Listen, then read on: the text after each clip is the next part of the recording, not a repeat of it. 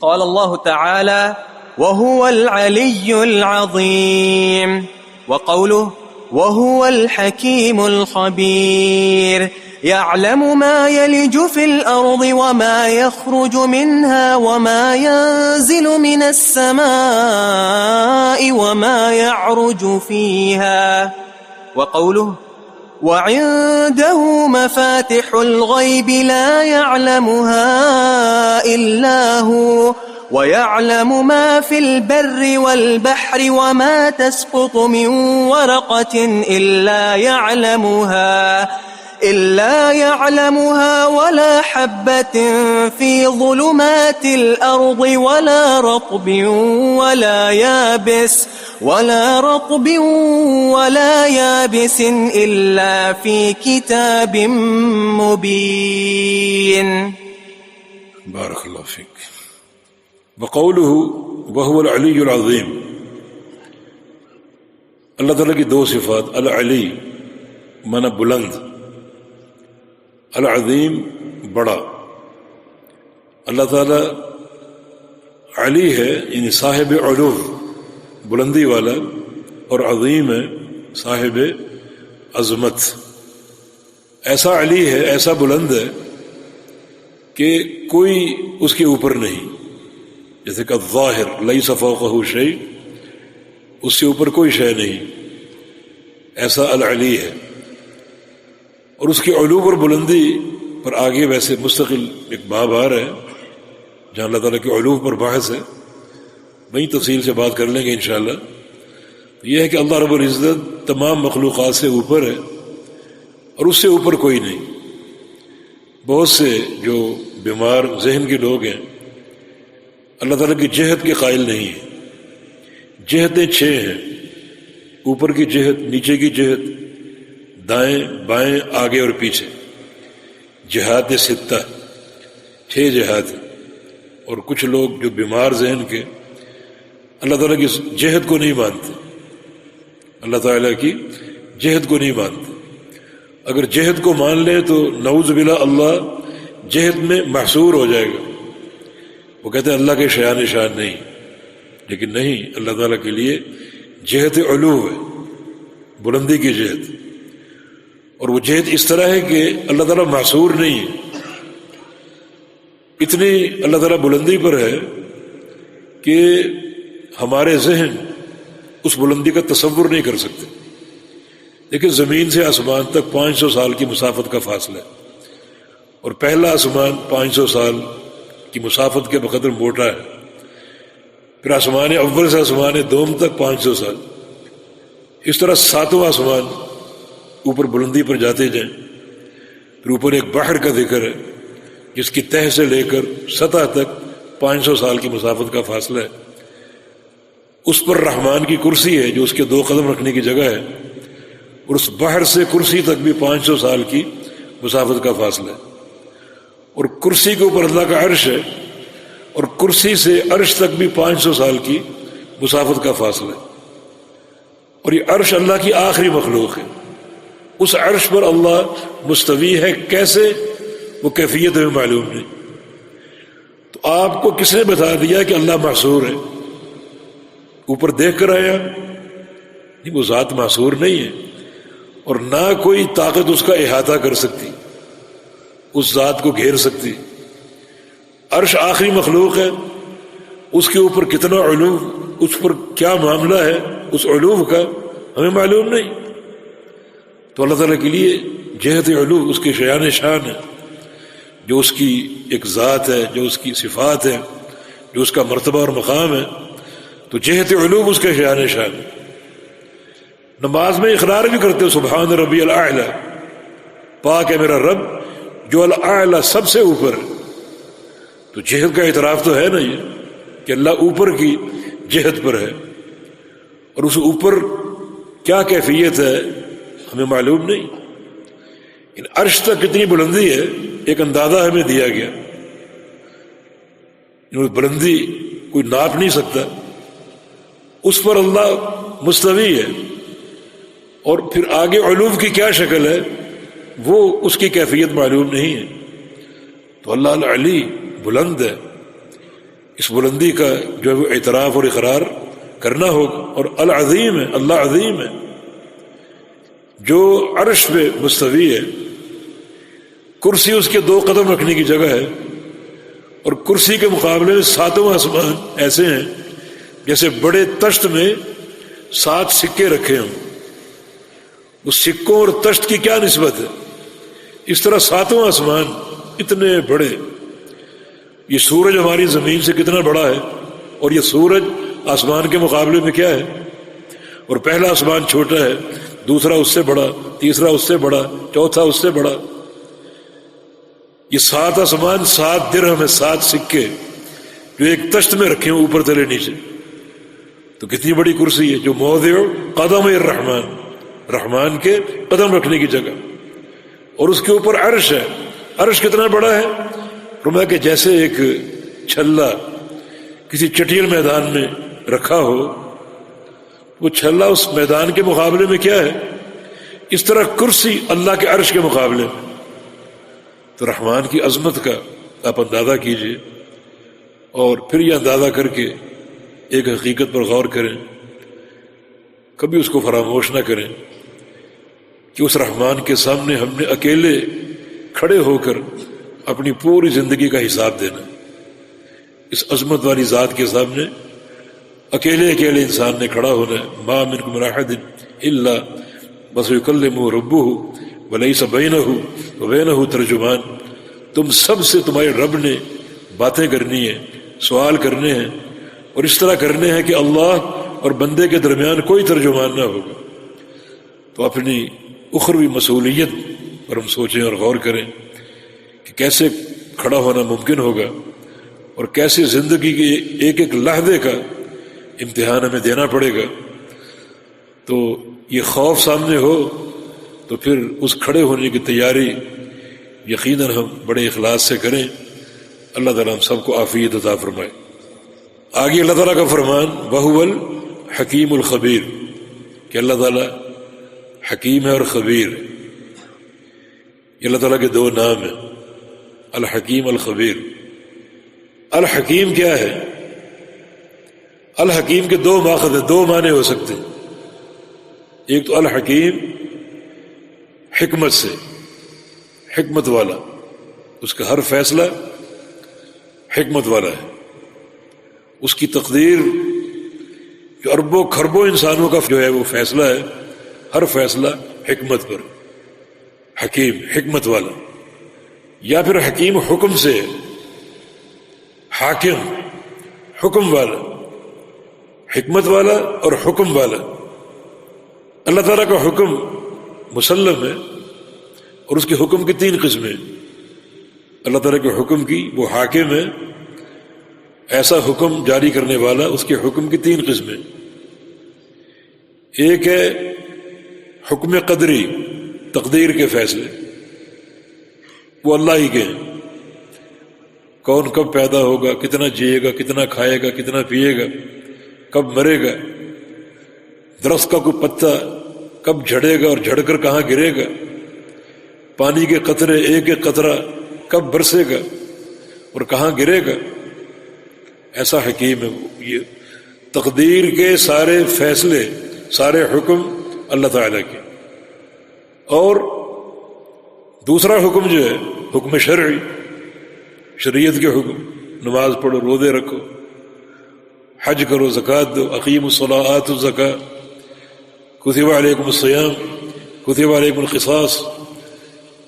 یہ شرعی احکام ہے، یہ بھی اللہ کے، اس میں بھی کوئی غیر شریک نہیں. وہ لوگ بڑے بد نصیب ہیں جو شرعی احکام میں غیروں کو شریک کرتے ہیں. کوئی پیر و مرشد، کوئی برادری، قوم، فلاں کی بات، فلاں کا فتویٰ، پتہ نہیں ان میں اتنی جرت کہاں سے آ گئی. اللہ تعالیٰ حاکم ہے، مطلق حاکم. حکم قدری بھی اسی کا ہے، حکم شرعی بھی اسی کا ہے. کسی حکم میں کوئی غیر اللہ ایک ذرے کا شریک نہیں ہے. ہم کن بھول بھلائیوں میں کھوئے ہوئے ہیں، اور کتنی جرت سے ہم اللہ تعالیٰ کے فیصلوں میں دوسروں کو شریک کرنے کی کوشش کرتے ہیں. اور تیسرا حکم جو ہے حکم جزائی، جو قیامت کے دن ہوگا، جزا اور سزا کے فیصلے، فصل قضا پوری کائنات کی، جنوں کی، انسانوں کی، اللہ تعالیٰ فرمائے گا، فیصلے اللہ نے جاری کرنے، کامیابیوں کے اور ناکامیوں کے، حکم جزائی، جزا اور سزا، یہ فیصلے بھی اللہ کے ہیں، اور کوئی غیر اللہ اس فیصلے میں بھی شریک نہیں ہوگا۔ شفاعت کا حق اللہ بعض لوگوں کو دے گا، انبیاء کو دے گا، ملائکہ کو دے گا، سفارش کر سکتے ہیں، آرڈر نہیں کر سکتے، آرڈر اللہ کا، جزا اللہ کی، سفارش کر سکتے ہیں، حکم جاری نہیں کر سکتے۔ وہو الحکیم، اللہ الحکیم ہے، حکمت والا بھی ہے، حکم والا بھی ہے، الخبیر، اور بڑا باخبر، بڑا باخبر، ایک ہے علیم جاننے والا، ایک ہے خبیر باریک بین، باریک بین۔ اس کی مثال آپ کو دوں، گندم کا دانہ، ایک گندم پستی ہے، ایک دانہ پسا، وہ ایک دانہ تھا، اب اس کے 1000 ذرے ہو گئے، جب پسا تو 1000 ذرے ہو گئے۔ اللہ اس دانے کو بھی جانتا ہے، ان 1000 ذروں کو بھی جانتا ہے۔ اب وہ آٹا بن گیا، بند ہو گیا بوریوں میں، اب وہ ایک دانے کے ذرے کہاں کہاں جائیں گے اور کس کس پیٹ میں اتریں گے، کون کون کھائے گا، اللہ ان ذروں کے مقام کو بھی جانتا ہے اور کون کھائے گا انہیں بھی جانتا ہے۔ الخبیر، ایسا باخبر، اس سے کوئی چیز مخفی نہیں۔ یہ اللہ رب العزت کا تعارف، وهو الحکیم الخبیر، یعلم ما یلج فی الارض وما یخرج منها وما ينزل من السماء وما يعرج فيها۔ اللہ تعالیٰ جانتا ہے، 4 چیزیں ہیں، جانتا ہے کیا؟ نمبر 1، ما یلج فی الارض، جو چیز زمین میں داخل ہوتی، مثلا دانے جو آپ فصل کاشت کرتے ہیں، بیج، اور مثلا کوئی فوت ہو گیا، اس کو زمین میں دفن کر دیا، وہ بھی یلج فی الارض ہے، کہ زمین میں کیا چیز اترتی ہے، کیا چیز جاتی ہے، اللہ سب کو جانتا ہے، ایک ایک دانے کو جانتا ہے، ایک ایک بیج کو جانتا ہے، اس بیج کے کیا نتائج ہوں گے اللہ وہ جانتا ہے، ایک بیج سے کتنے سٹے بنیں گے، ہر سٹے میں کتنے دانے ہوں گے، اور وہ دانے کس طرح پسیں گے، اور پھر وہ ذرے بن کر کہاں کہاں جائیں گے، اللہ سب جانتا ہے۔ اور جو اترنے والے مردہ ہیں زمین میں، دفن ہونے والے، اللہ ان کو بھی جانتا ہے، ان کے انجام کو جانتا ہے، کون جنتی کون جہنمی، کس کی خبر جنت کا باغیچہ بنے گی اور کس کی خبر جہنم کا گڑھا بنے گی، اللہ کو سب معلوم۔ وما یخرج منہا، اور جو زمین سے نکلتا ہے، جو آپ نے بیج جو ہے وہ کاشت کیا، اب وہ فصل بن کر نکلا، اللہ سب جانتا ہے۔ زمین میں پانی داخل بھی ہوتا ہے اور نکلتا بھی ہے، کبھی سیلابی شکل پیدا ہو جائے تو زمین پانی چھوڑ دیتی ہے، تو زمین سے نکلنے بہت سی چیزیں ہیں، بہت سی چیزیں ہیں، موذی جانور ہیں، سانپ بچھو ہے، اللہ کے علم میں سب کچھ ہے۔ وما ينزل من السماء، اور جو آسمان سے اترتا ہے اللہ وہ بھی جانتا ہے، آسمان سے پانی اترتا ہے، آسمان سے کتابیں اترتی ہیں، آسمان سے وحی اترتی ہے، آسمان سے فرشتے اترتے ہیں، سب اترنے والے اللہ کے علم میں، کوئی اللہ سے اوجھل نہیں۔ وما يعرج فيها، اور جو اوپر کو چیز جاتی ہے اللہ انہیں بھی جانتا ہے، اوپر کیا چیز جاتی، مثلا ملائکہ جو زمین پہ اترتے ہیں، وہ زمین کی رپورٹ لے کر اوپر جاتے ہیں، اوپر کیا چیز جاتی ہے، الیہ یصعد الکلم الطیب، جو بندہ ذکر کرتا ہے کلم طیب، لا الہ الا اللہ، سبحان اللہ، الحمدللہ، یہ کلمے بھی اوپر کو جاتے ہیں، عمل صالح بھی اوپر جاتے ہیں، نیک اعمال۔ نبی علیہ السلام کی حدیث ہے کہ ہر پیر کو اور ہر جمعرات کو بندوں کی نیکیاں اوپر کو جاتی، فرشتے اوپر جاتے ہیں، اور نیک لوگوں کی روحیں اوپر جاتی ہیں، سب اللہ کے علم میں۔ وما یعرج فیہا، آسمانوں میں جو چیز اوپر چڑھتی ہے اللہ کے علم میں وہ بھی ہے، اللہ سب جانتا ہے۔ وقولہ وعندہ مفاتح الغیب لا یعلمها الا ہو، اس کے پاس اللہ کے پاس غیب کی چابیاں ہیں، اللہ تعالیٰ کے پاس غیب کی چابیاں ہیں، ان کو نہیں جانتا کوئی بھی سوائے اللہ کے۔ غیب کی چابیاں اللہ تعالیٰ کے پاس ہیں، انہیں اللہ کے سوا کوئی نہیں جانتا، مانا علم غیب اللہ کے علاوہ کسی کو حاصل نہیں۔ نبی علیہ السلام کی حدیث ہے مفاتیح الغیب خمس لا یعلمها الا ہو، غیب کی چابیاں 5 ہیں جو اللہ کے پاس ہیں، اللہ کے علاوہ کوئی نہیں جانتا، غیب کی چابیاں، اور وہ 5 چابیاں قرآن میں ذکر ہیں، 5 چابیاں قرآن میں ذکر ہیں۔ کیا؟ ان اللہ عنده علم الساعہ، پہلی چابی کہ اللہ کے پاس قیامت کا علم ہے، کسی اور کے پاس نہیں، یہ چابی ہے، مفتاح ہے کہ اللہ کے پاس قیامت کا علم ہے، یہ چابی ہے۔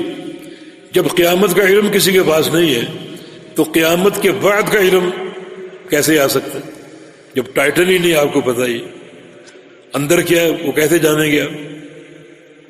چابی ہی آپ کے پاس نہیں ہے، علم الساعہ، قیامت کا علم اللہ کے پاس، اگر وہ آپ کے پاس نہیں ہے تو قیامت کے بعد کیا ہوگا، کیا فیصلے ہوں گے، کون کامیاب ہوگا کون ناکام ہوگا، یہ کون جان سکتا ہے؟ جبکہ چابی آپ کے پاس نہیں، یہ پہلی چابی، یعنی قیامت کا وقوع کوئی نہیں جانتا، تو ما بعد القیامہ کیسے جان سکتے ہو؟ دوسری چابی وَيَعْلَمُ مَا فِي دوسری چابی ہے وَيُنَزِّلُ الْغَيْثَ، کہ بارش اللہ اتارتا ہے، یہ چابی ہے، بارش اللہ اتارتا ہے، یہ چابی ہے۔ اب یہ بارش کہاں کہاں اترے گی یہ کیسے جانو گے؟ اس بارش کے نتائج کیا ہوں گے یہ کیسے جانو گے جبکہ چابی آپ کے پاس نہیں؟ یہ بارش کہیں زیادہ کہیں کم کسی کو ڈبوئے گی، کہیں سیلاب بنے گی اور کہیں یہ بارش رحمت بنے گی، کیا کیا اناج پیدا ہوں گے، کتنی زمین شاداب ہوگی، اس کا علم کیسے ہو سکتا ہے؟ آپ کے پاس چابی ہی نہیں ہے کہ بارش کا علم، بارش جو ہے اس کا نزول کوئی نہیں جانتا، اللہ جانتا ہے، اللہ بارش اتارتا ہے۔ جب چابی نہیں تو بارش کے بعد کیا کچھ ہونے والا ہے یہ کیسے معلوم ہو سکتا ہے؟ اور تیسری چابی جو ہے وَيَعْلَمُ مَا فِي الْأَرْحَامِ، ماں کے پیٹ میں کیا ہے اللہ جانتا ہے، یہ چابی، آگے کیا ہوگا یہ کیسے جان سکتے ہیں؟ بچہ ہے بچی ہے اللہ جانتا ہے، بچہ کامل ہے ناقص ہے اللہ جانتا ہے، تمہیں کیسے معلوم ہو سکتا ہے؟ بچہ پیدا ہو کر کیا بنے گا، نیک بنے گا برا بنے گا کیسے جان سکتے ہیں؟ عمر کتنی ملے گی کیسے جان سکتے ہیں؟ بیمار ہوگا صحت مند ہوگا کیسے جان سکتے ہیں؟ کب مرے گا کیسے جان سکتے ہیں؟ کتنے دانے کھائے گا کتنے گھونٹ پانی کے پیے گا کیسے جان سکتے ہیں؟ جبکہ تمہیں چابی کا علم نہیں۔ چابی کیا ہے کہ ماں کے پیٹ میں کیا ہے، یہ چابی۔ تو بچے کے تولد ہونے کے بعد اس کی پوری زندگی یہ کیسے جان سکتے ہیں؟ اور چوتھی چابی وَمَا تَدْرِي نَفْسٌ بِأَيِّ أَرْضٍ تَمُوتُ، کسی انسان کو معلوم نہیں ہے کہ وہ کس زمین پر مرے گا، کسی کو معلوم نہیں، یہ چابی ہے۔ تو مرنے کے بعد جو احوال ہے، قبر کے احوال، کہاں دفن ہوگا کس جگہ فوت ہوگا اور قبر میں کیا بیتے گی، کامیاب ہوگا ناکام ہوگا، وَمَا تَدْرِي نَفْسٌ مَاذَا تَكْسِبُ غَدًا، یہ بھی چابی کہ کل تم کیا کماؤ گے کوئی نہیں جانتا۔ جب کل کا نہیں جانتے، یہ مفتاح ہے چابی ہے، تو پرسوں کا جان سکتے ہو، سال بعد کا جان سکتے ہو، 10 سال بعد کا جان سکتے ہو۔ جب تمہیں کل کی خبر نہیں ہے تو صدی بعد کی کیا خبر ہوگی، 1000 سال بعد کیا ہوگا کیا خبر ہوگی؟ یہ 5 چابیاں جو ہیں یہ مفاتیح ایسی چابیاں ہیں کہ جن میں پورا علم ہے، جس کا احاطہ اللہ پاک فرماتا ہے کسی انسان کو علم غیب حاصل نہیں ہے۔